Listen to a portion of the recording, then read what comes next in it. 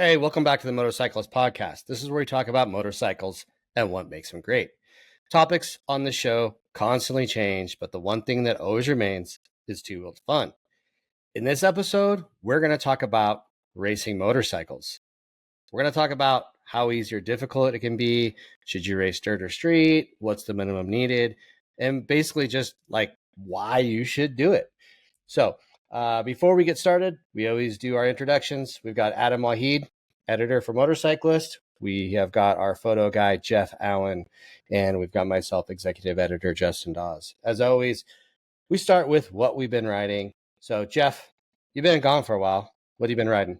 Yeah, I was on, as you guys know, I was on vacation. I was surfing. I was on a surf vacation in Sri Lanka. And as I told you in the past, when I go on vacation, I like to rent two wheels. So this time I rented, while I was there, I rented a Honda Dio, D-I-O, 125 scooter with a little surf rack on the side. Nice. Yeah. Very cool. I mean, it was cool. It was definitely maintenance neglected. It wasn't, I wasn't always sure I was going to stop. That was for sure. And throwing the helmet under the seat, you know, when you go surf, if it rained, your helmet was wet when you got back. Oh, geez. Yeah, it definitely didn't hold out the water. It was not weather sealed. No. Right on. Okay. Well, I think Adam and I both have been writing stuff a little more high powered than that. So, what about you, Adam?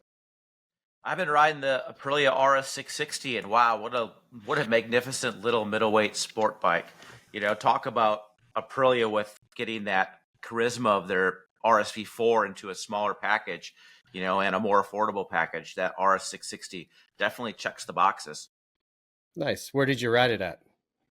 I got to ride it at Circuit of the Americas, so a big long track, you know, probably a little bit bigger of a track than meant for an RS660, but at the same time, it's cool to go up and down through the gearbox and just, you know, feel the power. And again, those bikes are just, they're so easy to ride, and you get that big bike, super bike-like experience in a much less intimidating format at a much more reasonable price. I mean, I know that the RS660 and RS457 is going to boost Aprilia's sales in America, but I mean, those bikes are just awesome. They should be selling quadruple the amount they do in America just based on how awesome those things are. Yeah.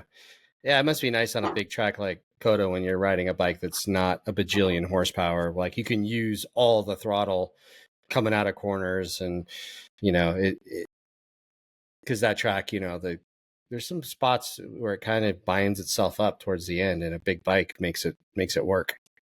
I mean, you well said. I mean, you get to use all, you know, 90 horsepower or 85 or whatever horsepower that thing has. You get to use all of it, and it's a non-intimidating way to experience, you know, the thrill of sport biking.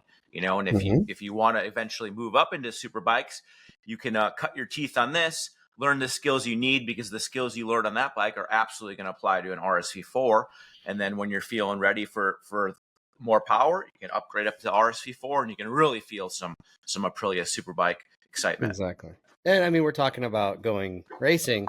Hey, that's a great choice to start off with racing, right? Yeah, I mean, if you can even believe it, I didn't really know this, but the RS660 Aprilia makes a homologated factory race bike. It's RS660 Trofeo. So, So if you want, you can literally purchase a factory Aprilia RS660 race bike that's already kitted out, already has the headlights, taillights removed, the key ignition removed. It's got all the parts you would need to go racing. You literally buy the motorcycle, you put gas in it, and you go racing. And I think that's so cool that they offer that for purchase. Yeah, it is super cool. That is super cool. Do you happen to know what that costs? I forgot to ask the Dan Trotty, who runs Piaggio or Aprilia America's demo fleet. He has one, or it's not quite his yet, but he's working on making it his. And he actually let us ride the thing. And yeah, it's super trick. Like the keyless, the keyed ignition's gone. It's got a bunch of like MotoGP like buttons to start the bike, to adjust the Aprilia engine management, which is like their combined engine power and throttle mapping. You can can control that on the fly. You can control engine brake on the fly. It's got all these like buttons, these big buttons that you push, and you can manipulate that as you're riding. And of course that's cool, but really what it does is it feels like a real race bike. It just feels sick. It's not like some hodgepodge crap. This is like a factory Aprilia race bike that you always dreamt of as like a kid. Yeah, it's not your mechanic skills building a race bike. It's somebody that knows what they're doing. Correct. Which is good. Correct. Which is good for some people. Some people there's we'll talk about it later, but there's a fun in building race bikes, but it's not for everybody.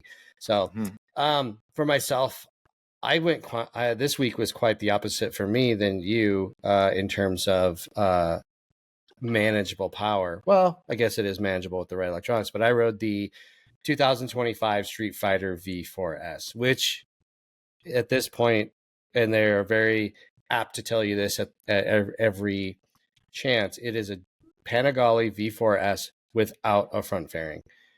205 horsepower in the US. In the bikes we rode in Spain at Andalusia track, which is one of the hardest tracks in Europe to ride and learn. The bikes were 214 horsepower because they were EU spec, which is only 2 horsepower less than the Panigale. And wow, my God, what an experience! Yeah, how great those bikes are! It's crazy they sell those for Americans to ride on the street. Oh man, it is insane how much performance is packed in that motorcycle. I mean, it's got these big biplane winglets on it now, and they're like those add almost 100 pounds of downforce at like 167 miles an hour. And they were like, if those were on it, it'd be unrideable because the wind pressure on your body lightens the front end, and then the front end gets wiggly, and it also keeps the front end kind of planted when you're coming out of corners. And they're like, yeah, we took the wings off just to test, and it was unrideable. Wow.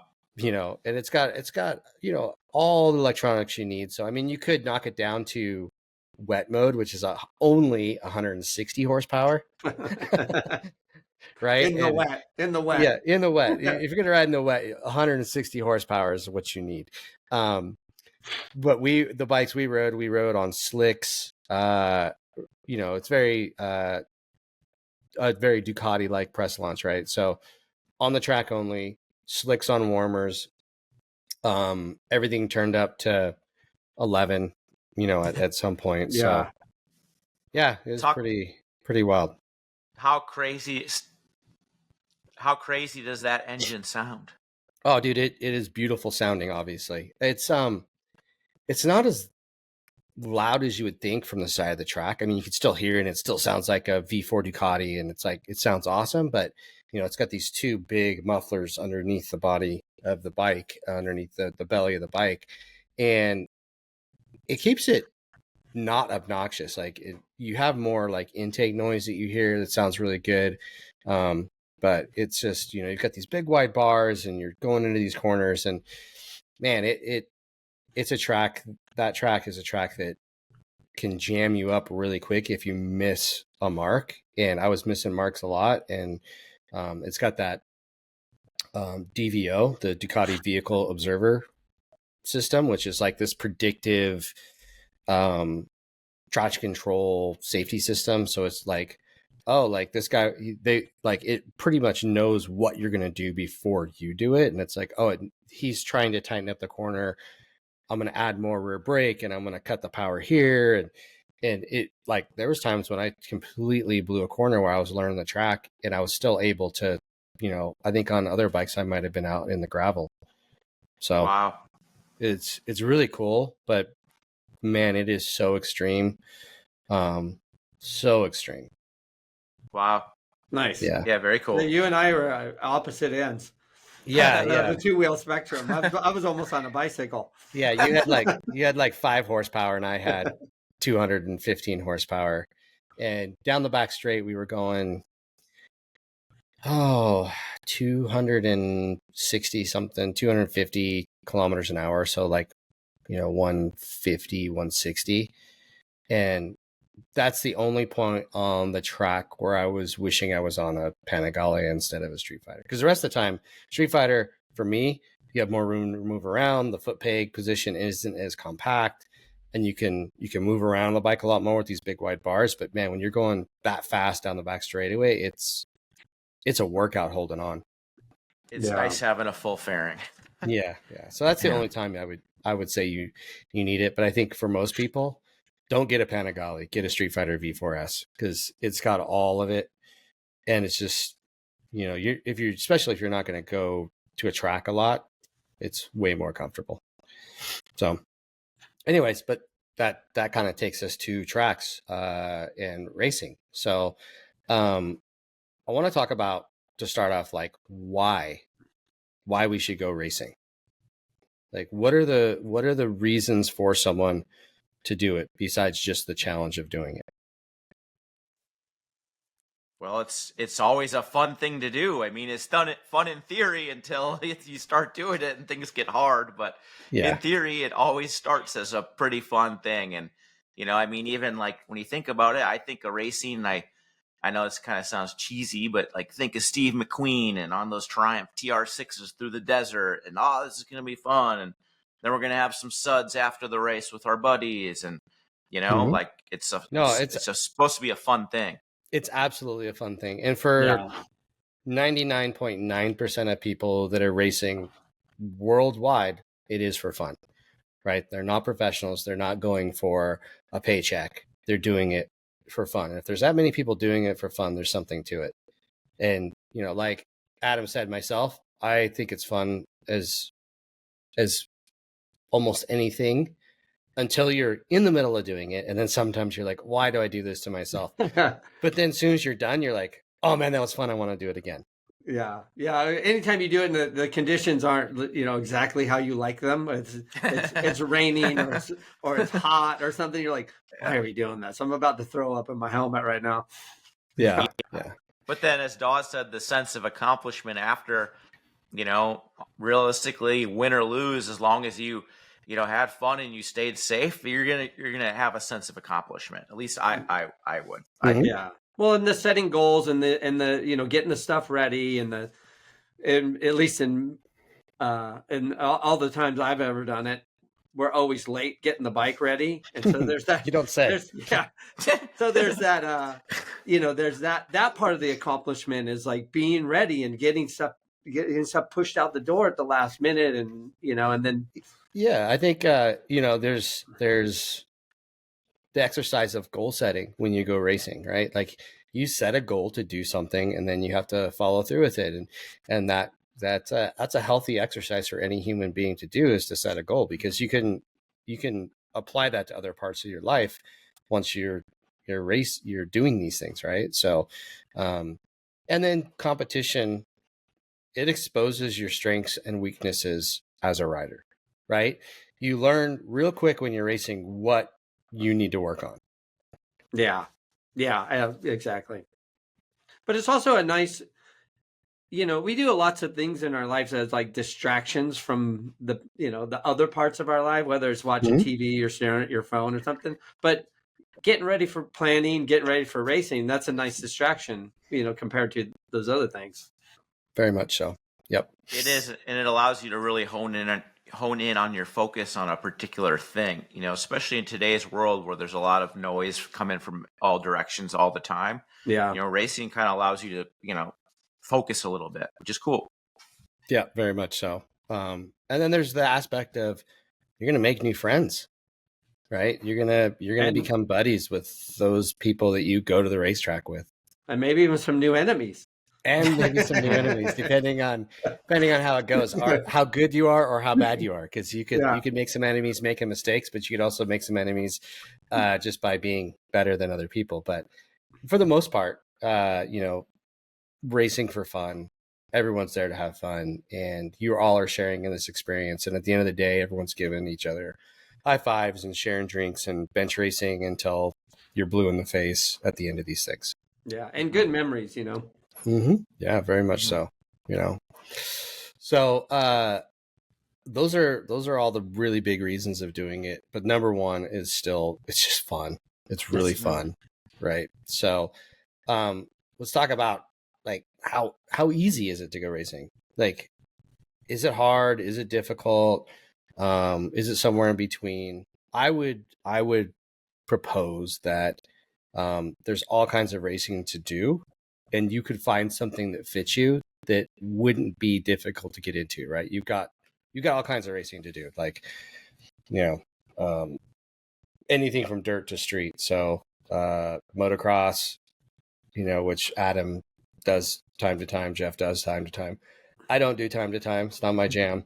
Off-road racing, all kinds of off-road racing. Like if you got a dirt bike, off-road racing is probably one of the easiest ways to get into racing. All over the United States, there are so many different types of dirt bike racing you can do. You do enduro, you could do the traditional enduro where you're doing like timekeeping. Basically, you're starting on a minute, you have to finish at a certain speed.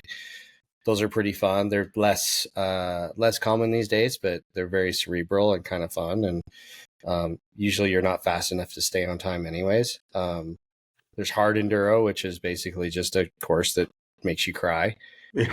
Some people love that. It'll make your motorcycle cry as well. Yeah. There's hare scrambles, which is desert racing type of stuff. You've got Grand Prix, which are, you might go out on a motocross track and then out in the desert and back. Really fun. And then one that's super popular in the US is GNCC. Holy smokes. I had never been to a GNCC until a few months ago at Ironman. It is insane. The number of people both racing and spectating, it was awesome. It was one of the coolest events. Unfortunately, I wasn't racing. I was shooting, but it was amazing. Yeah, thousands of people there. Just packed. But that's also one of those races where, halfway through, you're like, why do I do this to myself? Yeah. I've done a few GNCCs, and actually I did one where I hit my shoulder so hard, the nerve that goes like through your shoulder, everything around it got inflamed and my whole arm went numb. I couldn't hold on. And I didn't finish that one. And it was supposed to be, I don't know, I think the amateur races are 2 hours and the pros are 3. Yeah. And so you get to a point where you're just like, you have to like embrace the suffering to finish. Where's that flag? Yeah, exactly. Yeah. I hope the leaders lap me before the finish line. Yeah. But the racing is fun. It's fairly inexpensive, and there's classes for everybody in those, everything from a beginner class to intermediate, pro, kids. They even race. Do they still race the electric bicycles at GNCC? When I was at Ironman, they did not. They did not. Yeah. I don't know if that's still a thing. For a while, they had like an electric, because everyone had electric bicycles, pedal bikes, pedal assist bikes. So they just were like, let's just add a class for that. And they had like that's cool. They had I don't know if they still do that, but they, and then there's other off-road racing where, so you got vet class. So you got age classes, you got vet, you got masters, so you could be old like me and still go racing and you'd be fine. So there's something for everybody. I forgot to mention, that's the one cool thing about racing too, is it really is a family sport. It's family sport, and it really is inclusive. Like racing is like the ultimate inclusive sport, basically. Yeah, very much so. And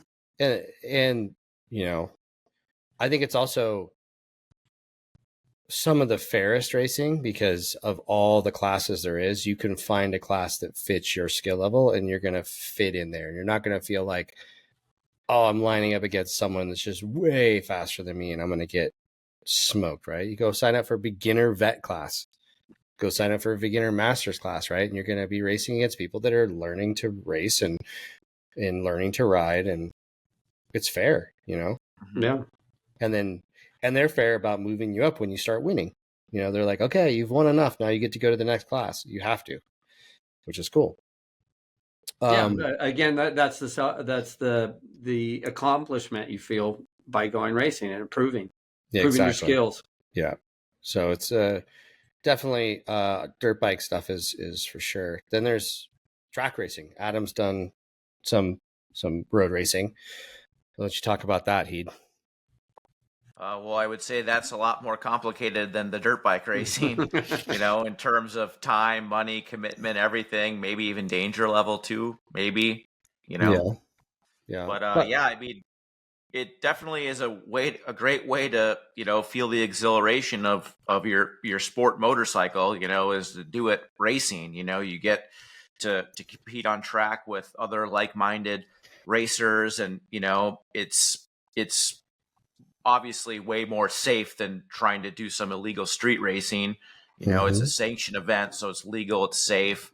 You get to really hone the performance of your body and mind and your bike for this purpose-built racetrack. And yeah, it's a lot of fun. And the coolest thing probably is like these high performance sport bikes, maybe not so much the RS660, but like the RSV4, like those things are built for racing. Like those are racing bikes that are made for the street more than street bikes made for racing. So when you're racing in RSV4, you're getting to experience really the whole engineering behind this vehicle out on track. And I think that's just awesome. Yeah, absolutely. You get to stretch the legs of your bike. You already have it, right? So why not do it? It's a safer environment. You should have all the stuff already to go do it, but and there's different types of road racing that you can do. You could go out and do normal road racing, club racing, all over the United States. There's clubs where you just go and you sign up for just the same thing. You can sign up for beginner class. You can sign up for a CC class. So you're racing against someone that's on a small twin, lightweight class, same age bracket, same skill level. It's not like you're going to get blown out of the water most of the time, which is the fun part about it. And then you could go do like endurance racing. Like that's a really fun thing to do with your buds, right? Yeah. And like endurance racing, that's my jam. I really like doing the Glen Helen stuff. They have their series of 6. It used to be 12-hour but it's 10 now. 6, 10, and 24-hour. And like you said, doing it with your buddies, it's that's my jam. Because the thing about endurance racing is it sounds daunting, if you're an inexperienced racer, but I think it's better because you have to be more aware of just finishing. You don't need to go flat out for a short period of time. The main thing is to finish, because other people are going to have problems. And that usually you just want to outlast people. Yeah. It's almost like a long extended trail ride with your buddies, but like a trail ride with a real purpose, Yeah. And there is endurance racing on road race stuff too. That's what I was getting at, is like you can go to the track and you're spending 24 hours at a local track and going around and sharing a bike with your buddies, and you get to kind of defer some of the costs through multiple people to go racing, right? It's not all just you footing the bill, which is cool. Yeah. And plus, if you're lucky, you race your buddy's bike. Yeah, exactly. Yeah. Yeah. Speaking of which, our old colleague Michael Gilbert, he just came back from Le Mans, France, and he's doing some type of endurance road race with some European team, and that's exactly what they're doing. They're going to do the 24-hour, and they're going to race their Yamaha YZF R1 for a period of 24 hours, and all weather conditions, day and night. I mean, how cool is that? And also, how daunting does that sound? Both. But at the end of that, even if they don't win, they're gonna feel accomplished finishing that thing. Like if you can even finish the 24-hour Le Mans, you're a badass. For sure. And like growing up as a kid, I mean, you too, Justin, or you'll remember this, like Suzuki 8-hour. Remember Suzuki 8-hour in the video game? Like, honestly, that's one of the earliest memories. Even before I was obviously riding motorcycles, I would see this video game, Suzuki 8-hour. Like, whoa, what is that? Like, oh, you race the motorcycle for 8 hours in Suzuka, Japan. Yep. It's just like, this is cool. Yeah. Well, there's something about endurance racing, because like you're talking about the 8-hour, even currently when MotoGP guys get the call up from their manufacturer, they get excited. Like they want to go do these cool endurance races. Everybody loves it, all the way up to the top. Yep. Yeah. Exactly. I think that event has kind of lost a little bit. Where in modern culture, it's lost a little bit of its allure, but it's still really cool. And the Japanese manufacturers that do participate, they still take it very, very, very seriously, even though maybe it's lost a little bit of pop culture, intrigue. Yeah, which has happened with road racing in general, anyways. Besides MotoGP, but it'll come back around, especially like we said, all these new sport bikes that are coming. They're going to capture people, and they're going to move into bigger bikes and bigger bikes and bigger bikes, and they're going to get into racing again. So, hopefully it comes back around. Then you've got all kinds of other different we'll say weird, but different types of racing, like drag racing. Like you get that's just as much racing as other things. You got to go set up your bike to go drag racing and do the thing, right? And you're racing against like-minded people. Flat track is super fun. It's a very grassroots type of racing. It's probably the closest racing to Steve McQueen days that you can do, right? Yeah. Or maybe hare scramble, like desert hare scramble. Yeah, that's kind of. Yeah. I would say that even desert hare scrambles, though, like there's people that you're in your big motorhomes, and you go to a flat track race, and there's still like people out of the back of vans, like it feels very 60-ish at a flat track race. Yeah, that's a good point. We're kind of getting a little off topic, but still on topic. But I'll go to those. Speaking of pulling up in trucks and stuff like that, I'll go to those Moto for Kids, which is a youth racing organization in Southern California.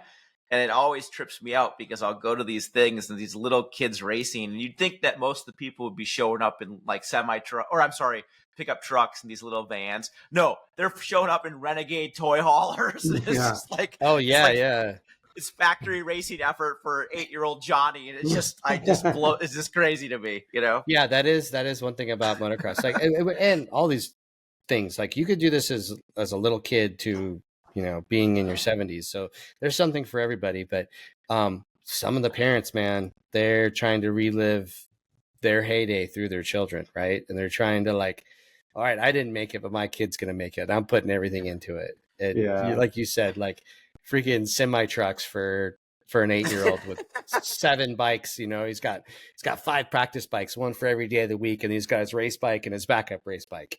Yeah, it's just I don't know if it's like that in other parts of the country, but in the American Southwest, when I see that, it just is mind bending to me. For sure. I was at one of our local motocross tracks here one day, and I saw one of those parents, who are very serious about their kids racing. It was just a practice day, and it was a mom. It was in the afternoon, so maybe the kid had just gotten out of school. She pulls his 65 out of the back of a minivan, no ramp. The mom grabs the swing arm and just hucks the thing out, and then changes his air filter, like for little Johnny to just have his practice day. And the kid was a ripper, so that was definitely their thing, was that he was a racer and mom was gonna participate. Yeah. Very much happens. Other types of racing. I mean, I've made it a point to try to do almost every type of racing, and I only have a few left on my list. But Speedway, I haven't raced Speedway, but I've ridden Speedway. That's a very specialized type of racing, and probably one you wouldn't get into easily. When you say specialized, do you mean terrifying? Yes, and terrifying. It is a type of racing, round racing, right? It goes around an oval, very small, and everything is backwards on a Speedway bike. You give it gas to slow down because you got to spin the rear tire, right? And you spin the rear tire and you slide the bike to slow down. You let off the gas, everything hooks up and it accelerates. And after you go around 2 corners, and every time you let off the gas, you start going faster. It is absolutely terrifying, and it is a rush of info and speed and everything. And just the ergonomics. I've never ridden a Speedway bike, but just the ergonomics are just like, what? Like, it doesn't even, why would you sit on this there? How do you operate this thing? You know? Yeah. You step off to the inside and basically you ride on your foot on a steel shoe. Like in flat track, you put your steel shoe up, but you're not really putting all of your weight on it, but on a speedway bike, you're putting a lot of weight on your foot. And it's way out there. I've never had a leg cramp so bad in my life as I did after riding speedway. Yeah, I thought I was going to have to cut my leg off. So I got drag racing, flat track, speedway, mini bike racing. Used to be huge. Still, some people do it. I mean, back in the day when I was in my 20s, I was at mini bike races that first place was $10,000. Wow. Right. But you could get into that pretty easily. Remember they had that big mini bike race in Las Vegas in conjunction with the motorcycle show, and they had those big purses. Yeah. Oh yeah. Yeah. Full on supercross indoors inside a stadium. But also grassroots, right? You could go to a mini bike race in your local town on a stock 110 and just bang bars with your friends and have a great old time if that's all you had. And it would be just as competitive and just as satisfying as doing any of these other types of racing. Now you can race adventure bikes too. I don't know much about the adventure bike racing. Where is that happening? Well, I did one. I raced an adventure bike. Yeah, but it wasn't exactly an adventure bike race. But yeah, your class was. Yeah, but there's AMA Flat Track has that adventure AMA Flat Track has one thing. GNCC has a adventure bike class that you can go sign up for. Some of the hair scrambles in the West, District 37 and stuff, they've got an adventure bike class. So, if you have an adventure bike, you could go racing. Yeah.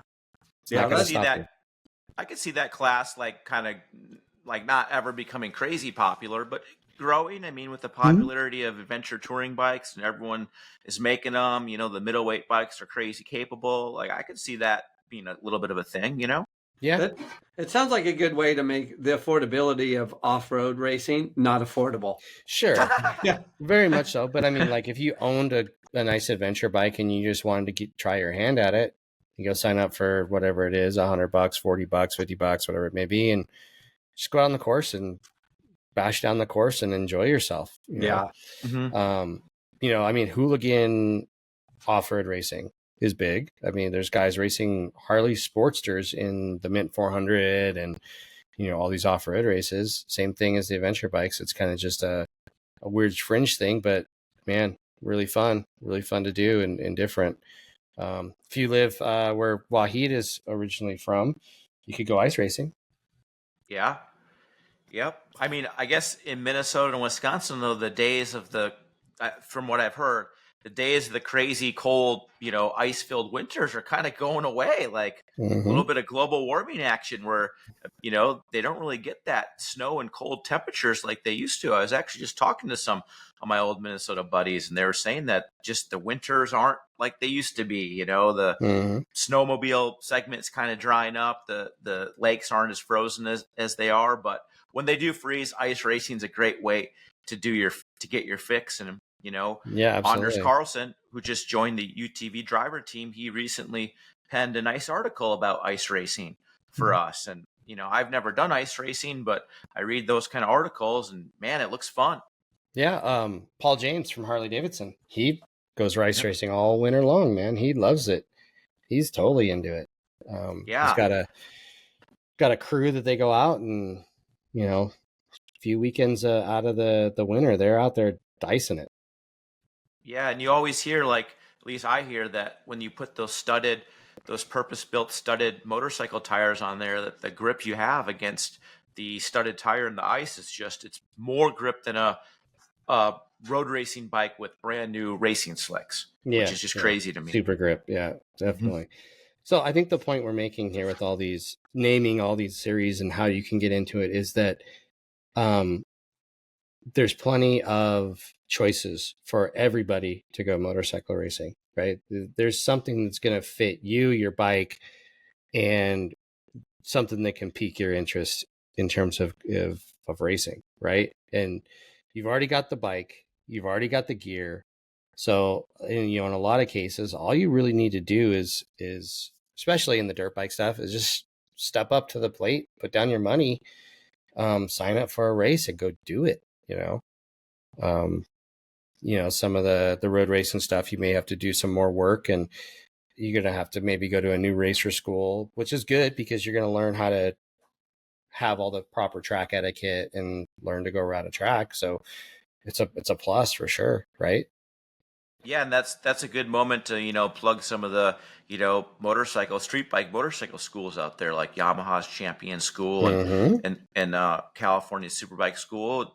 If you're kind of thinking about getting into racing, you maybe not that these schools are race schools, but you can go there, learn some practical information that will help you stay safe on the bike when you transition into a little bit of amateur road racing. Yep, absolutely. So, it really comes down to, I mean, when I was a kid starting to race, it was basically just load up a cooler, family and friends, and just go do it. Right? Like it's as simple as that for the most part. I mean, you have to do a little preparation. You got to make sure your bike is in good shape or whatever. But if you got the stuff, why not give it a go? You might find something you really like doing, right? Yeah, especially like you said, the off-road stuff, because those bikes are pretty much already purpose-built to be racers. Yep. Yeah. Dawes, you were talking about your mini moto race days. I mean, some of those were kind of weird, like places. Like I remember attending one like in backyards. Oh, like, that's that Langtown. That was $10,000 purse at Langtown for first place. In somebody's backyard. There was also one out like in Murrieta or Moreno Valley that they built one. But I did a mini moto race. Me and some other guys in the industry, we were headed to Cooperland. Oh yeah, Guy Cooper's motocross track. And on the way, we stopped in Stillwater, and we raced this place at a bar. It was a night race in a bar and the bar was open. It was and busy because it was like nickel beer night. And the race started in the back. They had a gate and everything. The race started in the back. You went across the field, and then they built a track with a metal ramp. It had metal ramps.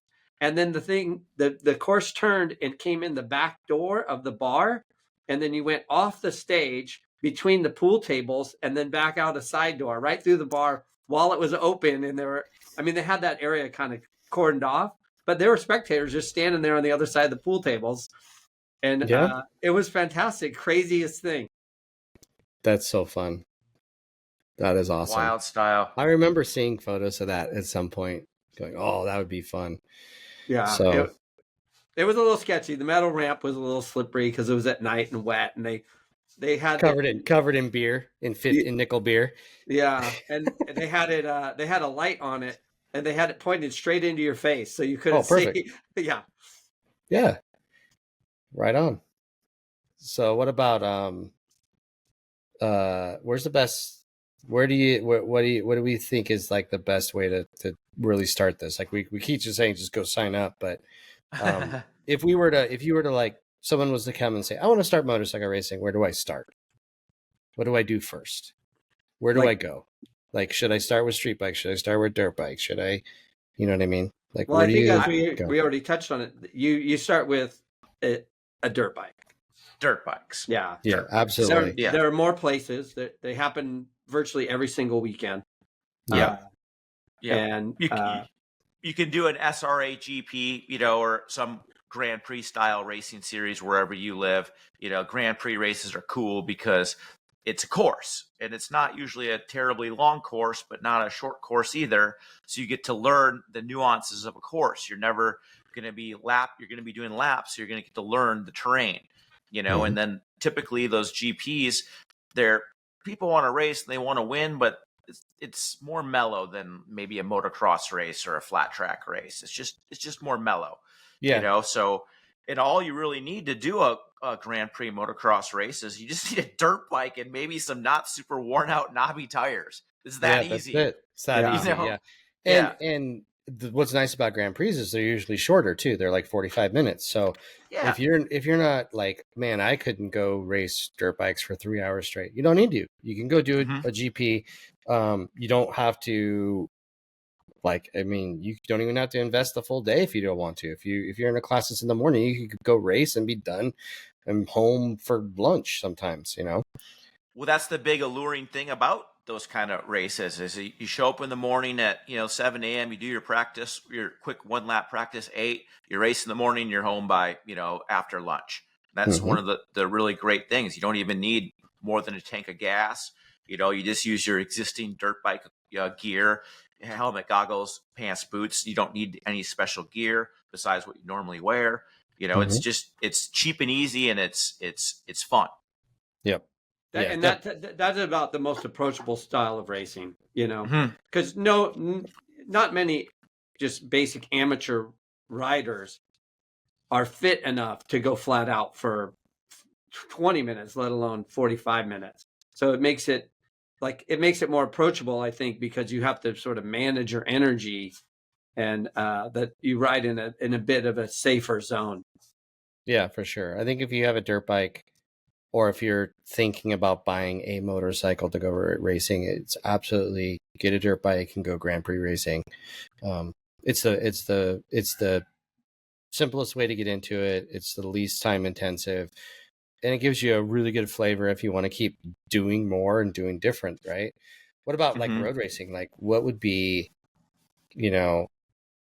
just go sign up for a club race, maybe go hang out at one before you go do it, see how the world works and that sort of thing, get to know some people, get some info and go do it. I don't know. You went club racing, Adam. You should know.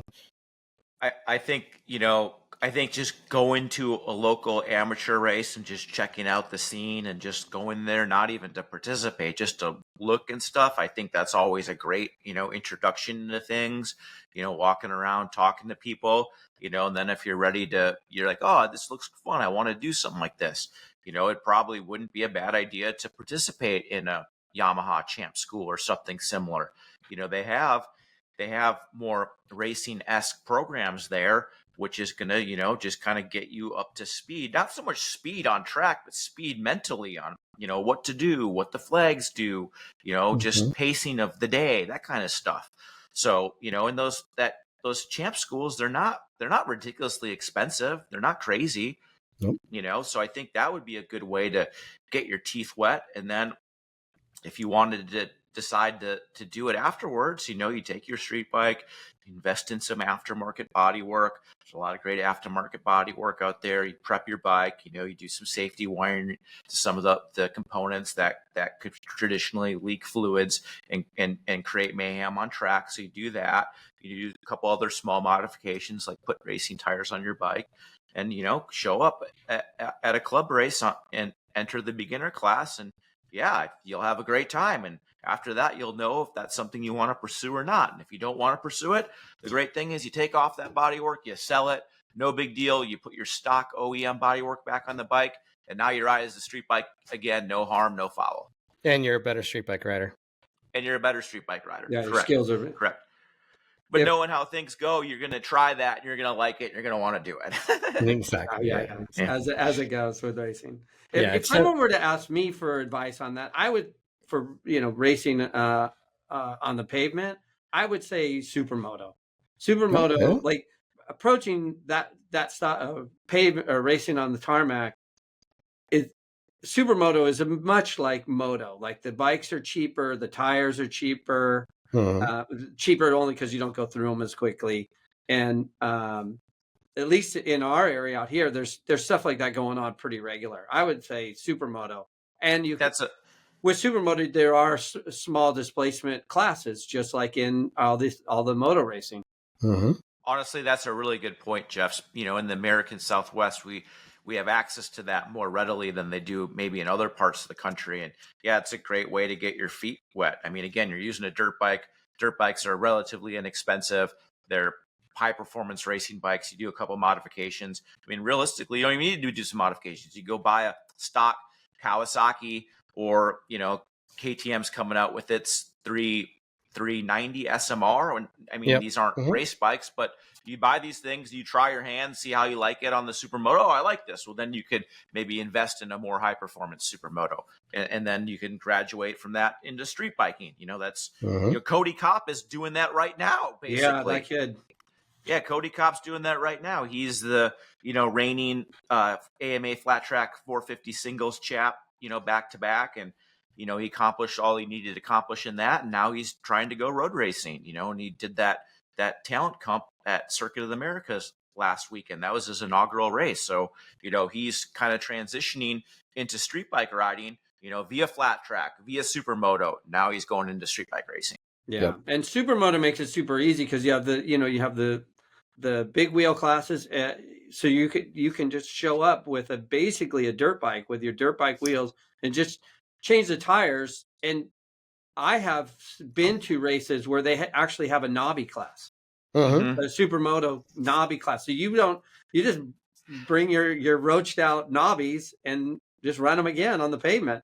Yeah, very, very true. And that I like that the big wheel class where you don't have to buy 17-inch wheels and you don't have to, there's plenty of bikes you can buy that are all set up like that. Like you said, you can get in cheap with like a KTM SMR, maybe like a DRZ S model, DRZ 400S, those types of bikes, like they have 17-inch wheels on them. They're good to go. And you can go try your hand at it and have fun. But also you could take your dirt bike, put some streetish tires on it and go do the thing and not have to get different wheels, different brakes and all that stuff.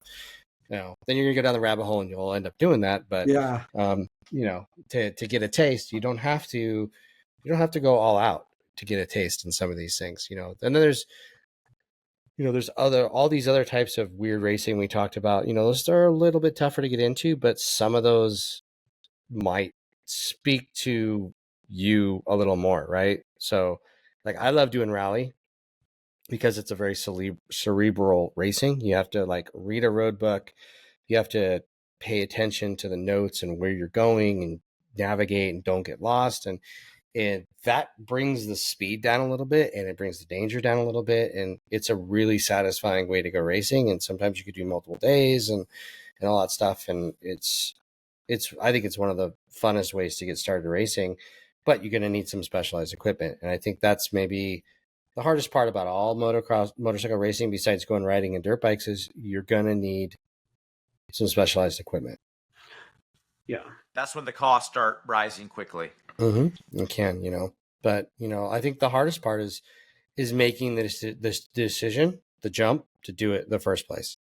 Right. Because there's a lot of people that would just be like, oh, like that looks really fun, but I don't know where to start. I don't know who to talk to. I don't know if I can do it.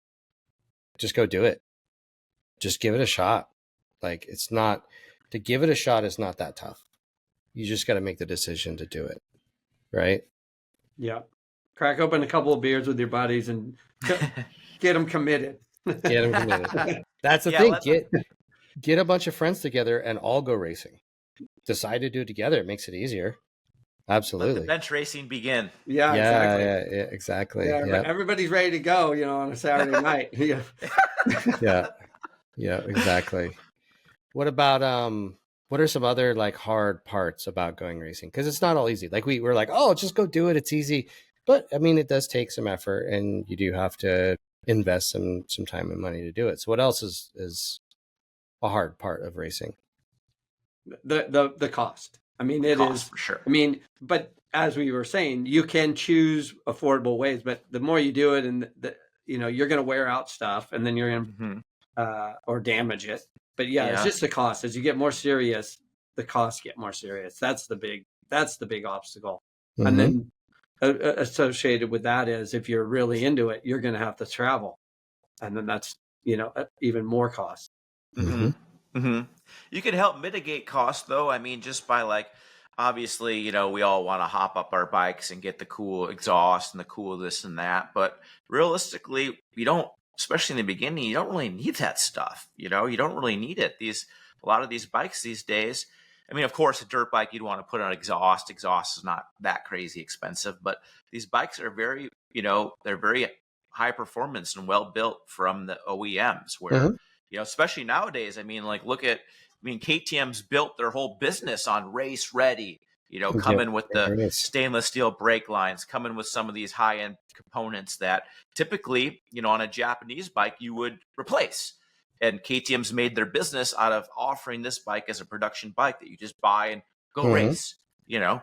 So, but I think your point of you don't need to upgrade right away, even a Japanese bike or something else, in the beginning, your skill is going to get you further than all the parts and all the fancy things you put on your motorcycle, your skill is going to be what really sets your path or defines your success when you're first starting out racing above anything else.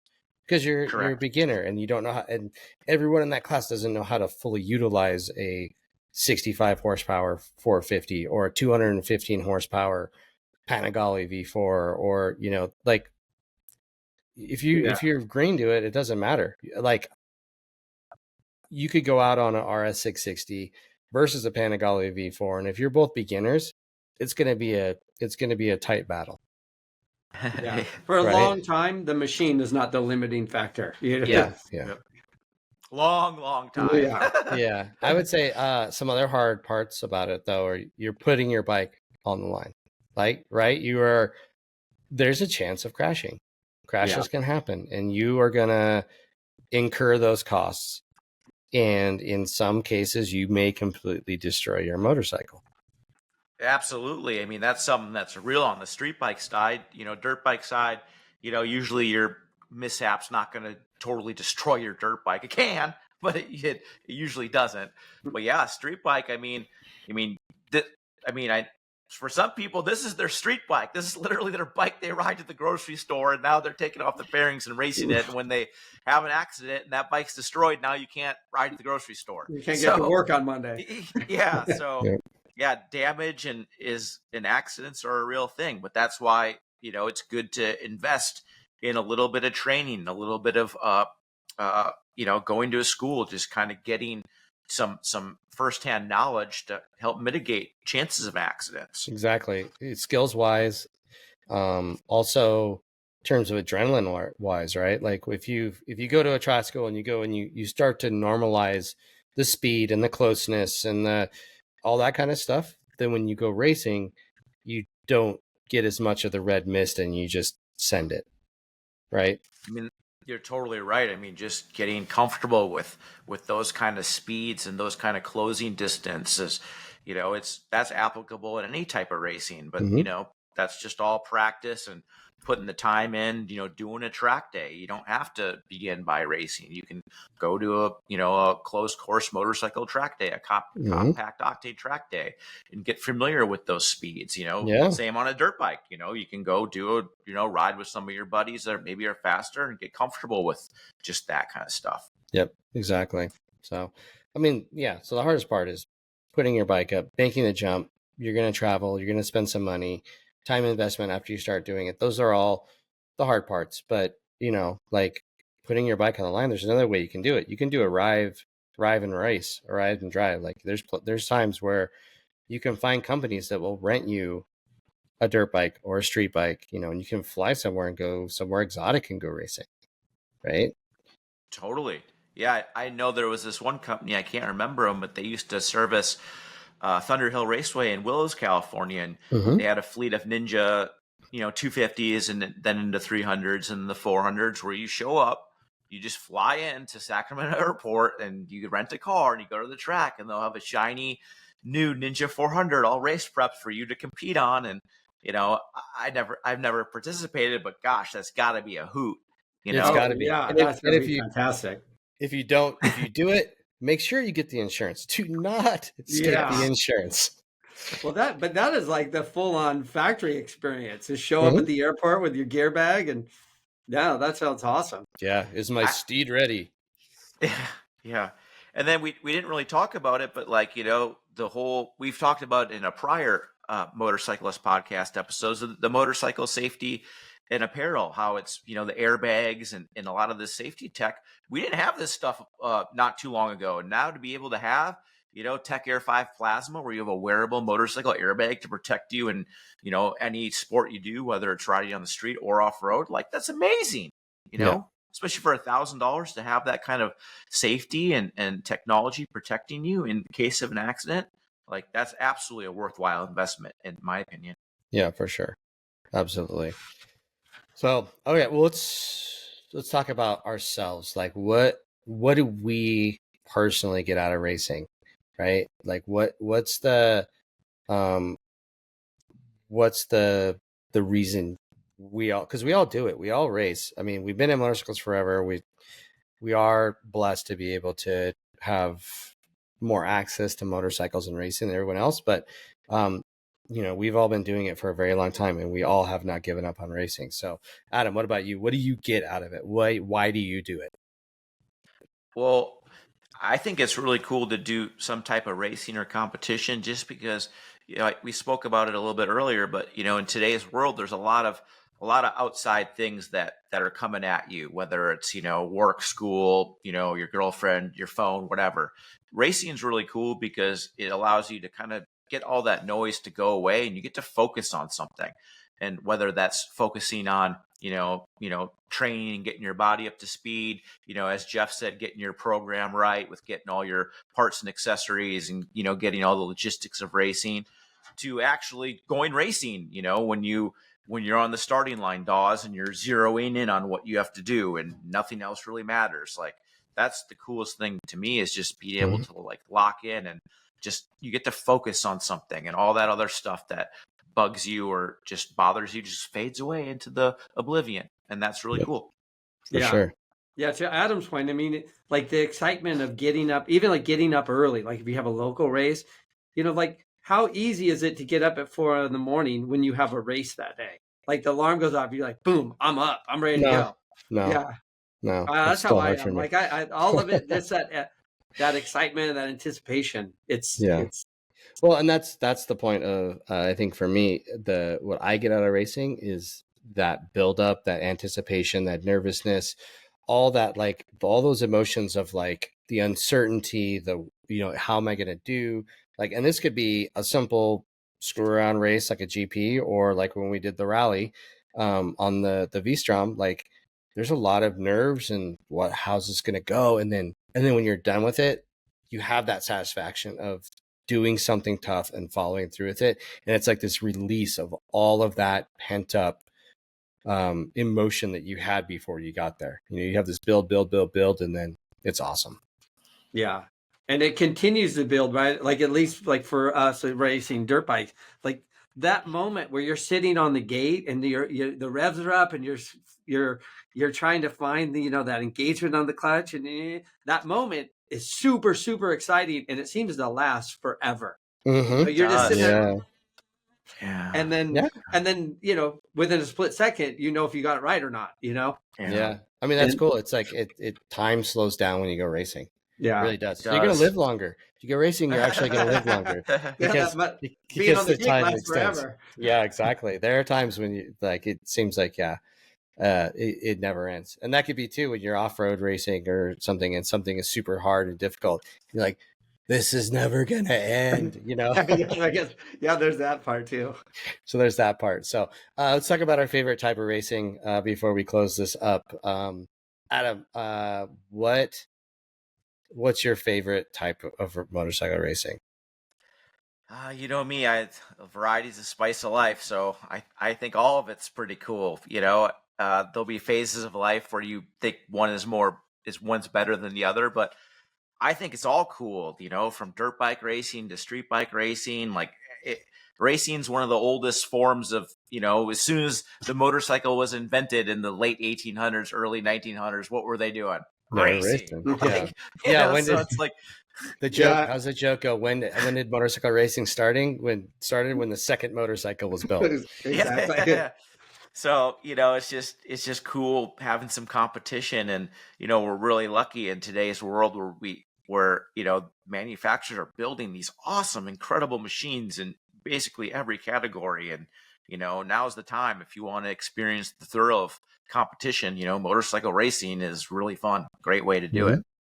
Yep. I like it all. Yeah, I knew you were going to say that. Like Adam is the spice of life guy, and he does want to taste every flavor, and we all do that in a way. But I think for me right now, my favorite is rally. I'm really, really enjoying like learning that skill. Maybe because it's hard in terms of learning to navigate and the bike prep and the way you go about things. It's really fun. It's a safe type of racing. It's cerebral, but it's also can be fast and exciting and dangerous and all those things. But for me, that's my favorite right now is rally racing. Yeah. Jeff? I would say endurance racing. And I mean, I've done endurance racing both off road and on the pavement, and I love the endurance racing. I like I mentioned, like the first time I did the 24-hour race at Glen Helen, I thought it was fantastic. Like having someone, you're sleeping in the back of the van or whatever, and someone comes and knocks on the window, and it's like 3:30 in the morning, and they're like, "You're up in 15 minutes." And you're like, oh my God, like you're so exhausted because you only went to sleep at midnight. And then so the endurance racing, I just love that on off, make a quick switch, all that stuff, doing the pits, maintaining the bike, because with the endurance racing, there's usually some sort of maintenance required during the race, either changing tires or quick air filter, or we've even done oil changes. So oh yeah, for sure.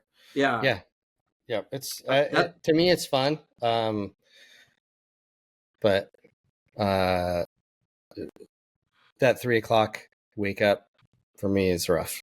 I love it. And then you get out on the track and it's 3:00 in the morning, and like at Glen Helen, sometimes there's places you're up on top of the hill and you can see the freeway. There's hardly any cars, and I'm just thinking, everyone else is asleep right now. Like everyone I know is sleeping, and I'm out here racing a dirt bike. And that just the air temperature, the air temperature, the smells, the different smells, and just like, it's just. Plus you kind of lie to yourself a little bit. Like I'm out there. I remember I was out there hauling ass, and just like, man, I'm just hauling ass. I'm like going so good. And then some dude just blows by me. Like one of the pro guys goes right by me. I'm like, yeah, well. But still, it's awesome. You're doing it. Yep. So, we all love it. We all love racing motorcycles in all shapes and forms. And it can be easy. It can be fairly inexpensive, but it can also get expensive. But any way you look at it, you should do it. It's absolutely worth it. I don't think any of us would ever discourage anyone from going and trying motorcycle racing. Yeah, well, I got my kids in it, so. Yep, exactly. You got to try it at least once. You got to do it at least once. If you have a motorcycle, find a place to go race it and go do it. Even if that's going down a local drag strip, put your skills in your motorcycle to the test, and you're going to find some stuff out about yourself that you may not have known. So that's it for this episode. Let us know what your favorite type of racing is. Like, what was your first race like? Where did you race the first time? What did you do? Put it in the comments. Let us know. Love to hear your stories about racing. Good, bad, ugly, whatever, With that, we are finished with this episode of the Motorcyclist Podcast. We appreciate your support. Like, subscribe, tell your friends, share it, engage with us. We'd love to hear it. And we will see you on the next episode.